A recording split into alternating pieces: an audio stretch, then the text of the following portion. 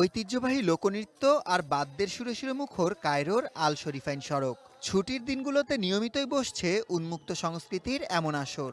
স্থানীয় প্রশাসন ও সংস্কৃতি মন্ত্রণালয়ের যৌথ আয়োজন সাড়া জাগিয়েছে সংস্কৃতিপ্রেমীদের মনে। ভবিষ্যৎ হোক নিরাপদ, বিনিয়োগ হোক বিশ্বস্ত, আর আমার পছন্দ সল্ট বে।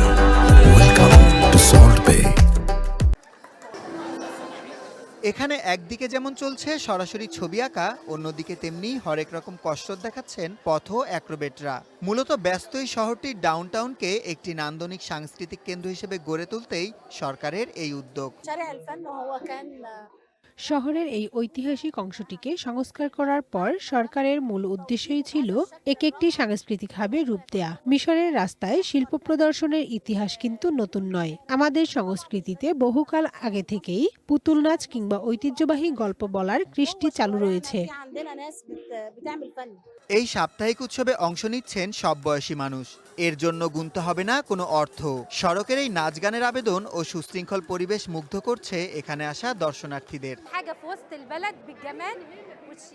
আমাদের ডাউনটাউনে এত সুন্দর এবং মার্জিত একটি আয়োজন দেখে আমি সত্যিই গর্বিত। এখানকার মানুষ খুব সুশৃঙ্খল এবং তারা প্রতিটি পরিবেশনা মন থেকে উপভোগ করছেন। আয়োজক ও বিশ্লেষকদের মতে শিল্প কেবল বিনোদন নয়, এটি সমাজকে বদলে দেওয়ার বড় মাধ্যম।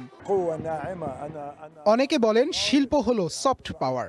আমি এই মতের সাথে দ্বিমত পোষণ করি। শিল্প আসলে এক বিশাল শক্তি, যা যে কোনো জাতি বা মানুষের জীবনে অলৌকিক পরিবর্তন এনে দিতে পারে।